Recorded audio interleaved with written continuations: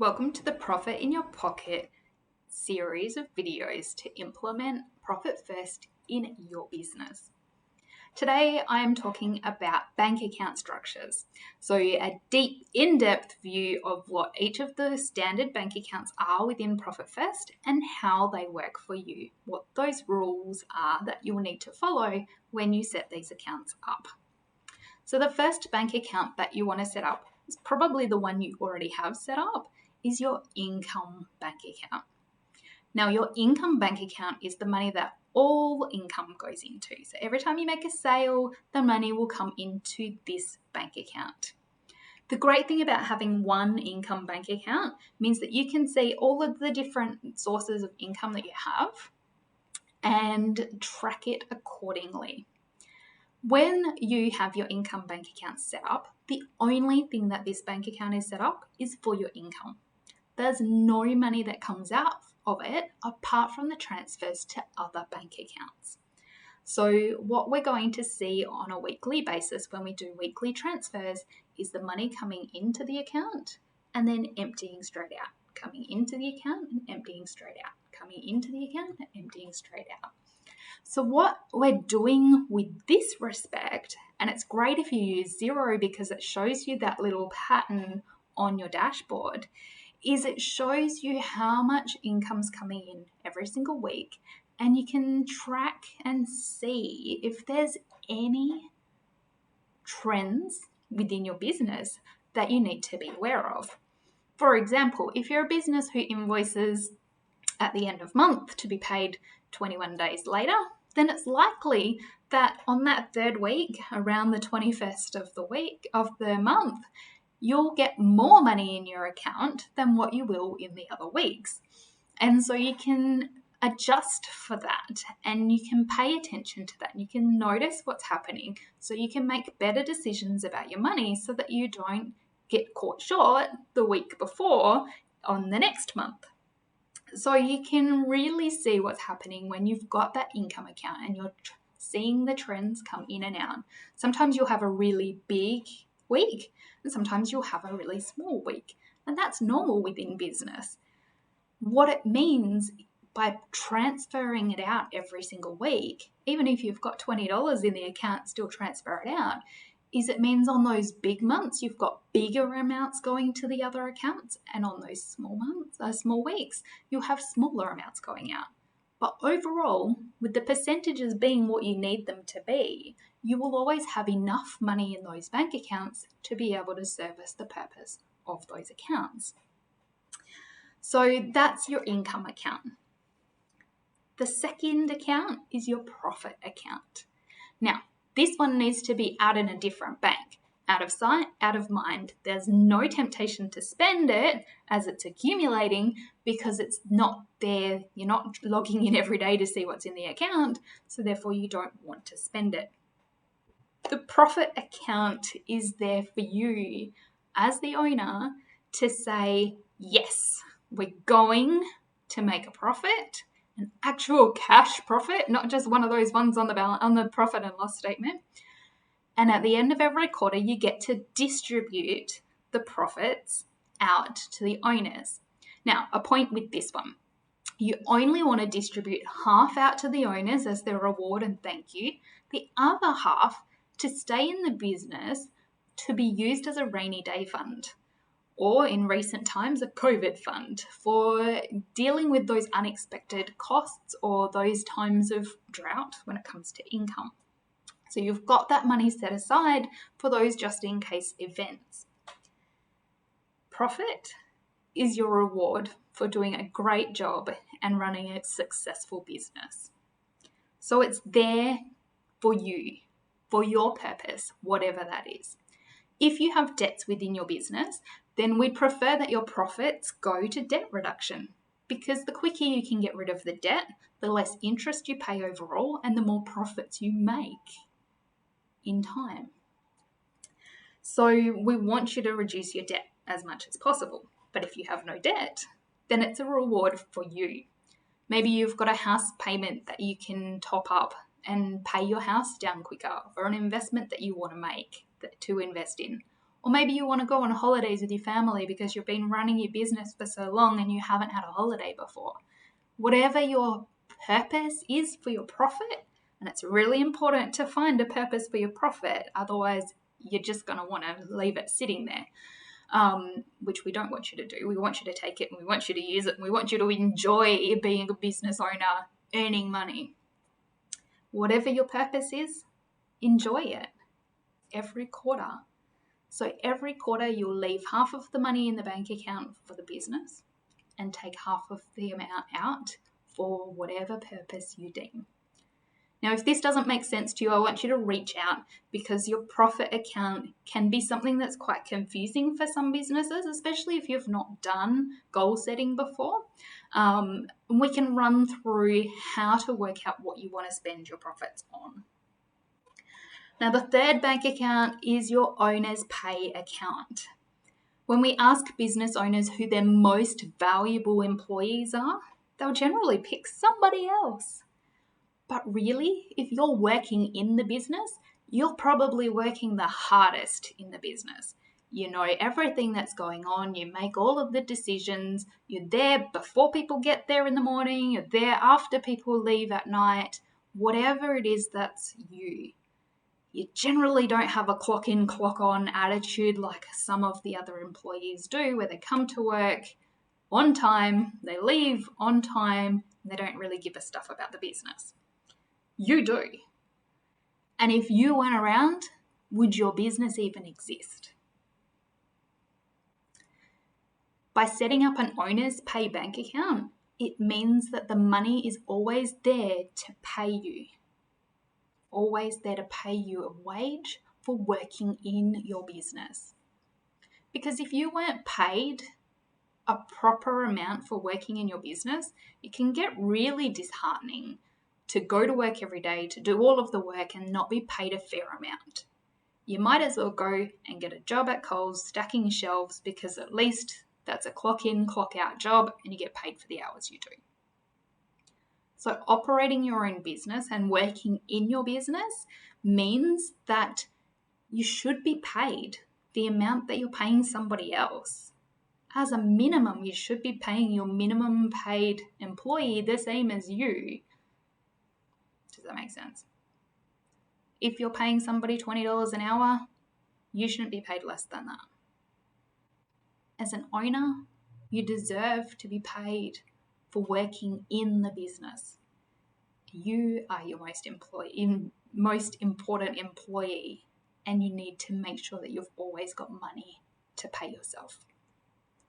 So that's your owner's pay account. What I do with my owner's pay account is the percentage of income always goes into that owner's pay account. Then I've got an automatic transfer between the owner's pay account and the operating expenses account, because all of the wages get paid out of the operating expenses account. So every second Friday, which is our wages day, that automatic transfer goes across of my net wages. I'm being paid a salary, so it's nice and easy. And you can be paid a salary as well. We can work that out. So owner's pay has a lump of money in there. So if the business doesn't make income for a bit, then there's money for you to be paid regardless. You're the last person that you're going to sack, generally. Then we've got our tax account. Now, the tax account, I'm an accountant, I'm a tax agent. Tax accounts are really important. And it's there so that you know that you have money to pay tax. Such a relief to know that you have money to pay tax. Now, I like to group the taxes together so that there's 4 things that go into the tax account. GST, income tax, if your business pays income tax, your pay-as-you-go withholding for your wages, for your staff and for yourself, and superannuation. So we work out what percentage of your income adds up to all of these different tax amounts, and some businesses will be totally different to others.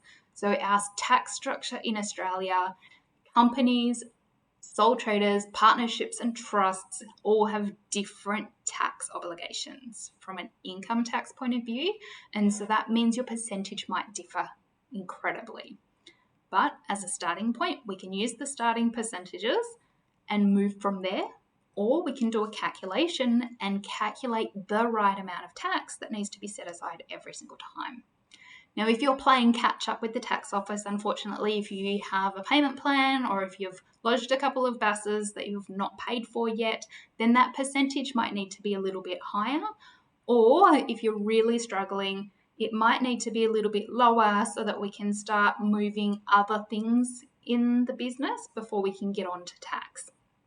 It is really important to put money aside for tax, though. It is such a relief when you lodge your BAS and it's an amount that's way less than what's in your tax account. Absolutely great. So the last bank account there is, so of the 5 standard setup bank accounts, the last one is your operating expenses account. So you've got an operating expenses account that all of your operating expenses come out of. If you have staff, then their staff wages will come out. Insurances, advertising, supplies that you need, office supplies that you need to run your business, any loan repayments that you need to make. All of those sorts of things that you pay on a daily or a weekly or a monthly basis to keep your business running are all grouped in the operating expenses account. We try and keep it tight to try and keep you innovative within your business. So if we're putting 30% operating expenses in and you're running at 30%, then that bank account will always be running at 0. And that's fine. It'll help you determine what's the thing that I need to cut back on? What's the thing that I need to negotiate on? What's something that I can get rid of that I don't need to spend in my business anymore? What's a cost that I'm paying that doesn't help generate more income? So that's why we keep the operating expenses nice and tight. Now, the last bank account that I'll recommend is for businesses who buy and sell stock or materials that are on charge to customers. And that's your cost of goods account. Now, I like to call it a materials account or a COGS account, cost of goods sold account, or contractors account. So any of those things, if they apply to your business and they are accounting for more than 20% of your income needs to be spent out on those things, then you might want to look at having a separate account set up for those things. So in respect of stock, if you're a bookshop and you're buying and selling books, then you want to have a certain percentage set aside for book purchases. So every time you sell a number of books, you've got more money in your account to buy more books. And it's that structure and that rhythm of stock control. If you don't have the money in the account, you can't buy the new stock. That really helps to maintain a nice, steady level of business. There's no point going and buying $20,000 worth of stock and filling up your shelves if you don't have the cash to be able to afford it, and it's going to stress you out in other areas such as paying rent, paying tax, or paying your staff on a regular basis. So, how do you get around it? Set up a new bank account, and then you can only spend what's in that account. Similarly, with those service type businesses who supply materials on site as well as labour, have yourself a budget for that. And if you ask for a deposit upfront from your customers to cover the cost of those supplies, then it can go straight into that bank account so you can pay for those supplies before the job starts. So there's lots of different ways we can use that bank account, and it's up to you to determine, with my help if you need, to determine what that bank account is for and what the rules are. Now, the most important thing about running your bank accounts in a different format than just the one business bank account is that each bank account has a purpose, and that purpose has rules attached to it. In your tax account, I said that we'd have your GST, PAYG withholding, superannuation, and income tax. 4 things go into that account, 4 things come out. Well, one lot of money goes into the account, before lots of things come out of the account. If you want to pay for your accountant bill out of your tax account, that doesn't form part of that bill, that rule for that account. So it shouldn't happen like that. Now, if you get a buffer in that account and you've got too much, we can adjust your percentages, or we can set aside some of that cash to be used for your just in case fund or later on fund. But because your tax account is at a different bank completely, you shouldn't even be worried about it. If it's got too much money in it, that's fine. It's absolutely fine. If it doesn't have enough money in it, then you'll need to figure out why. Are you not earning enough income to cover the costs? Or are your percentages wrong? Or have you spent something out of the account that you shouldn't have? So it's up to you to manage your accounts and do those transfers on a weekly basis. Watch the money come in, watch the money go out, watch the money go in, watch the money go out. For some accounts, so your income account will definitely be in and out all of the time. Your operating expenses, probably the same. You'll get money in, you'll pay your bills, it'll go back down again. That'll fluctuate. Some things you're paying more regularly than others. So if you're paying weekly wages but monthly rent, then there's ups and downs in there. But it's easier to manage than having one big bank account and figuring out what you have to spend out with that money over the period of time. I can't wait to see how Profit First transforms your business.